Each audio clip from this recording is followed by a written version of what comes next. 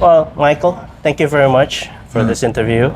I know we've just finished the 128th ACMC here in Malaysia. Exactly. So it's an honor, it's a pleasure to be here with you. And this video is made for the Meta-Coach and especially for the people of Indonesia. So, as you know, since you're the co-founder of the Meta-Coaching system, so we just want to know, how did you start with that? And if you can explain what the Meta-Coach is. Because I know it's a relationship and it's an intense communication. Right. It's an intense conversation with somebody to the hearts of things. Right. But it'll be nice to hear from you. And how would you explain Meta-Coaching to somebody that might have never ever been into coaching before? Well, everybody knows about coaching. So a sports coach is there to help a team win. Sports coach will inspire, will inform, will encourage, will correct. So we take meta-coaching a step further, and meta-coaching is at a meta level, not to the game itself, but to the hidden game behind in the mind. So we all play different games. There's the game of love. What's the rules? How do you play? How do you win? How do you lose? There's the game of wealth creation. How do you create wealth? How do you add value in such a way that your mind becomes wealthy, your emotions, your speech, and then financially? So meta-coaching is coaching at a higher level.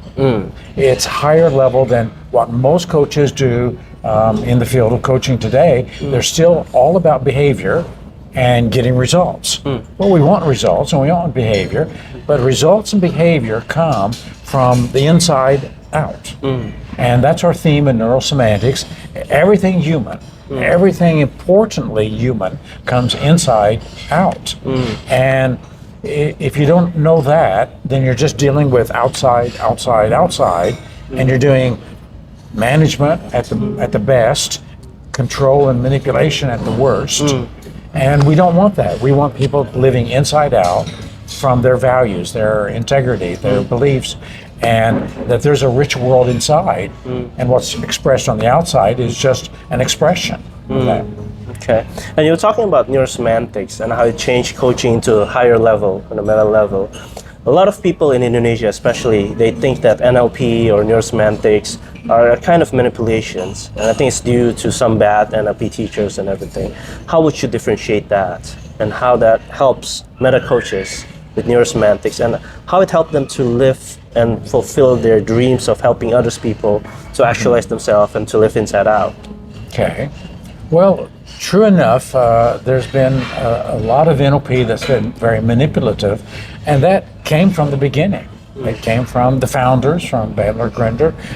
They were, and to some extent continue to this day, to be very manipulative. So they never set up any kind of controls. From the very beginning of Neuro-Semantics, we set up controls because our view was to raise the quality of NLP in content as well as ethics and professionalism. And so we've never had that accusation in the field of Neuro-Semantics. The field of NLP continues to have it, and there's a lot of people who are misusing it. When someone in our community misuses it, we have a way of addressing it. And it's part of the high ethics of meta-coaching that we want coaches to be very respectful, very loving, very caring, and honoring the integrity of people. That's interesting, to be caring, respectful, and honoring. And yet I remember you said the biggest insult for a meta coach is when their client says, "You're being very nice to me." It's that ruthlessly compassionate. I guess that's what makes the difference between neurosemantics, meta-coaching, and other coaches. Well, it's one of the things.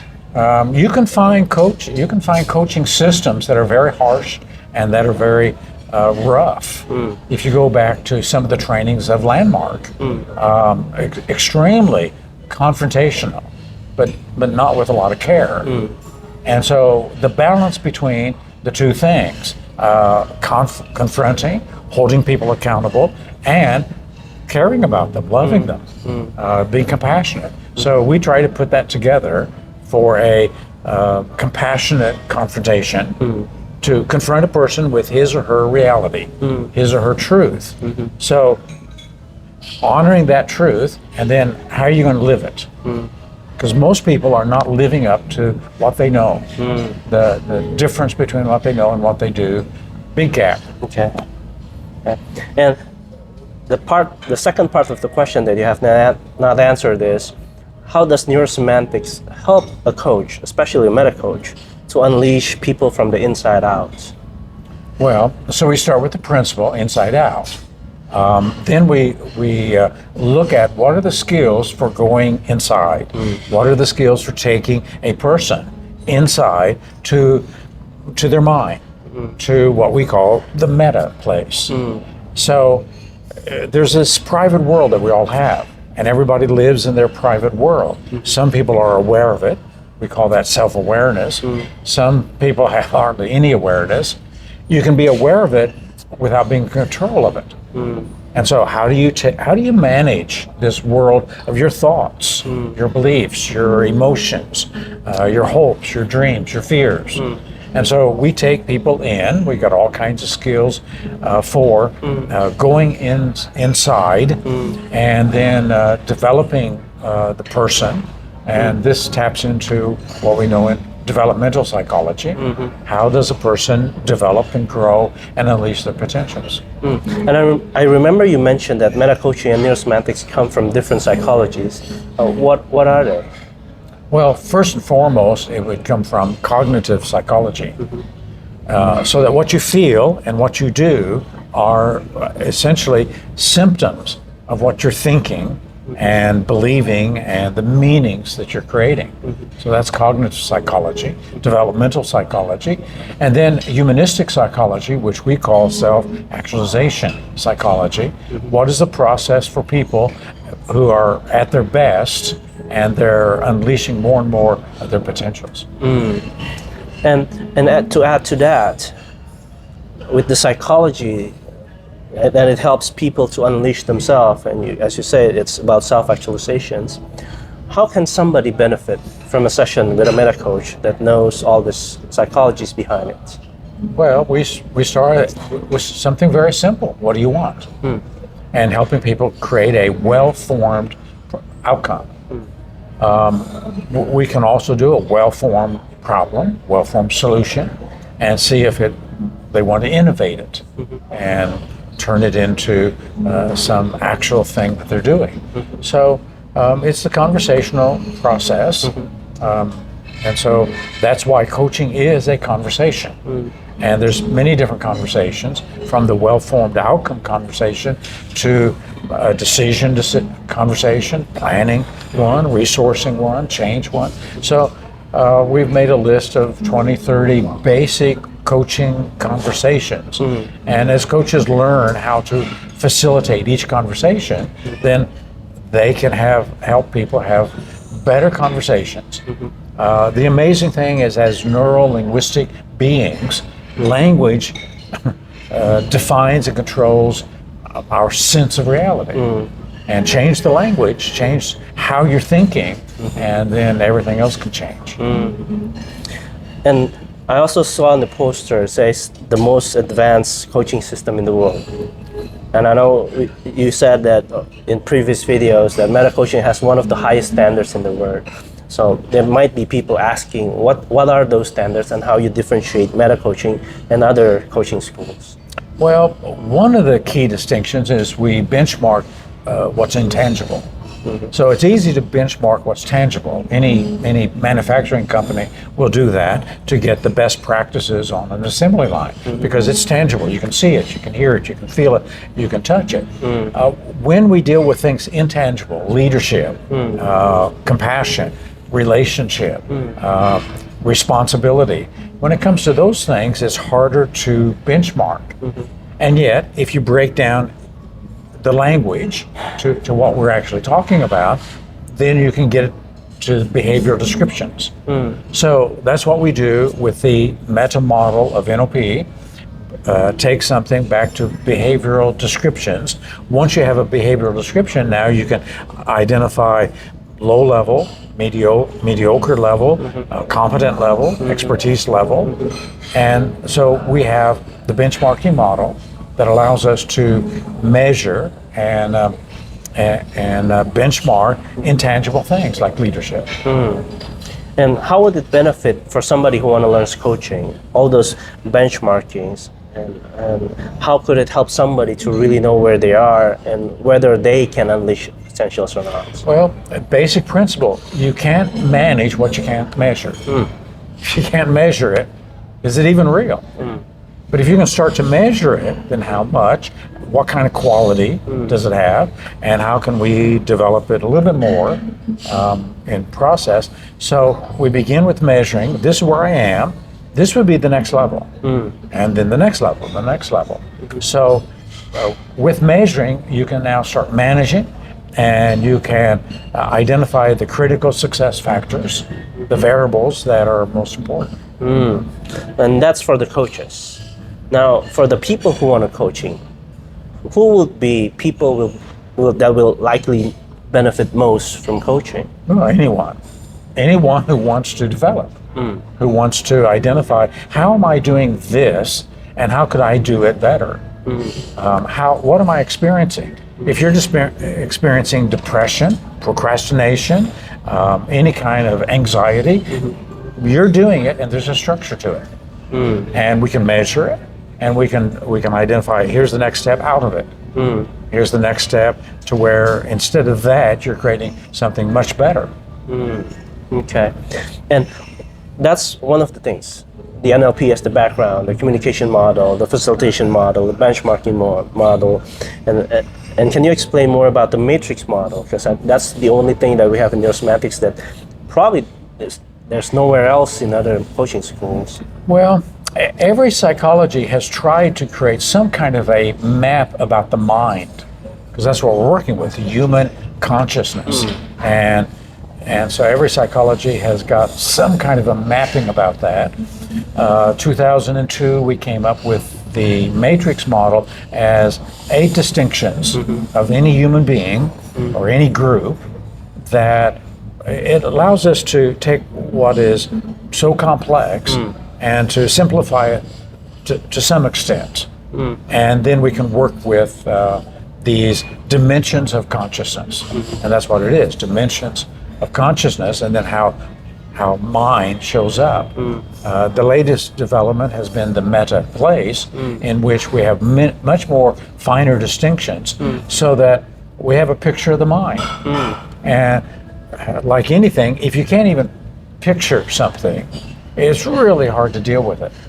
But once you have a basic picture of this is how it operates, this is how it works, even if it's somewhat symbolic, then at least you got a map. And with a map, now we can go places. And how would the coach use that knowledge of matrix model and now the meta-place to help manage the performance of others, or how to unleash the potentials of their clients? Well, primarily by distinguishing.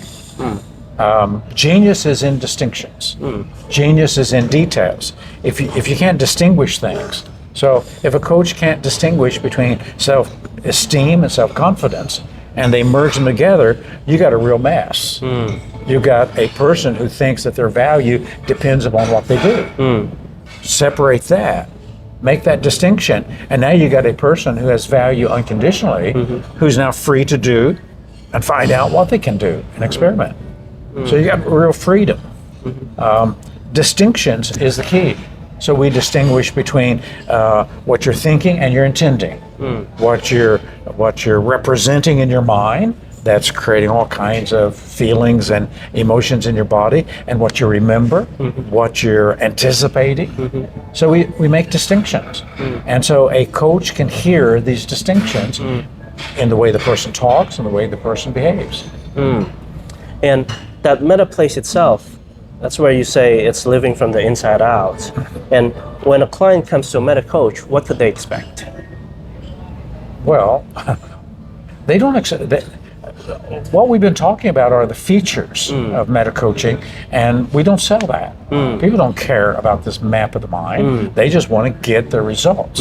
They want to get out of pain, and they want to develop an effective lifestyle, whether they're a leader or a parent or whatever they're doing. If they're in athletics or sports, they just want to be successful in the game of life that they're playing. So it's more about the game of life of other people Yeah. in whatever outcome they want to achieve their best and to self-actualize themselves. Yeah. All right. And where do you see meta-coaching are going in the future? Well, we have just begun to explore consciousness and mind. There's a whole field of the philosophy of mind, and the philosophers argue about whether there is consciousness and what is it made out of and how does it work. And so we've just barely begun touching on it, and our focus in meta-coaching is not on that. It is on how to use our minds effectively. And so I see all kinds of new patterns being developed in the years to come, helping people run their own brains more effectively and therefore get more out of life, unleash a lot more of their potentials that are clamoring to be unleashed. Okay. Great. And I have a few questions from the audience that I asked for them if they have any questions for you. And one of them, most of them are very keen on knowing, because they know NLP and they think it's about therapy, they think it's about phobia cure. And when we put Neuro-Semantics NLP into meta-coachings, they have that questions. How do you differentiate a meta-coach that uses Neuro-Semantics NLP, and how is it not therapy? How is it not what they call pure coaching? Well, okay, so we need to make some distinction between coaching and therapy. Therapy is for people who are wounded. Therapy is for people with a trauma, with a hurt, with a wound. They're not present. They're in the past. They're not okay. So that's what therapy addresses, helping them to become okay, to live, to deal with the past, resolve it in their mind, and come into the present, and then have the ego strength to take on the challenges of life. That's therapy, and it takes a skilled psychotherapist to understand how to really work with that. Coaching is not about that. Coaching is about an average person, someone who is okay, but who knows that there's so much more. Someone who knows, I've got potentials and I don't even know what they are, but I'd like to unleash them. It is for people who have the common cold of human problems, like getting discouraged, like being anxious, and not having answers to things that they want to discover. So coaching is about discovering these powers that we have, these capacities, and then developing them, and then unleashing them for the purposes that we want to achieve. Okay. And the other question that I have is also, why does it take so long to become a meta coach? It's 180 hours, where other coaches' training is only about 3 days or 5 days, and they can become a coach. Well, the difference between being an amateur and being a professional. If you want to be an amateur, read a book on coaching and declare you're a coach, and you'll be an amateur at it, and you really won't understand human functioning, human psychology, how the brain works, the mind works. If you want to be professional in any field, it's going to take some years of study and internship to practice the skills. If it was simple, anybody could do it. But it takes skills and competence and some training, as well as any professional industry like coaching needs to have supervision so that the people who learn it right. Because otherwise you could do a lot of harm. And that's also probably now, because you created that benchmark model, now we know the sequence and how to do it and when to do it, why you do it, with who you do it. And like, as you said, mastery is in the details. And to know the boundaries between when someone's wanting and needing therapy versus when someone just needs to be challenged to step up and be the best person they can be. Okay. And the other question is this.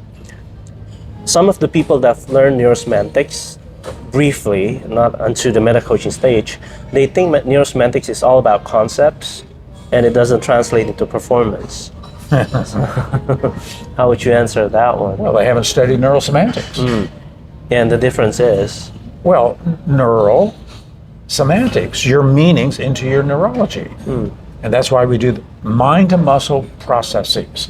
We have the mind to muscle pattern, how you take it from the mind, get it into the body, so the body knows. And we have many processes for doing that. So it's someone who thinks it's just concepts doesn't know very much and has got really a false understanding of it. So they need to learn more. They need to learn a lot more. A lot more. Well, thank you, Michael. It's been such a pleasure. And how would you see yourself in the future? What other?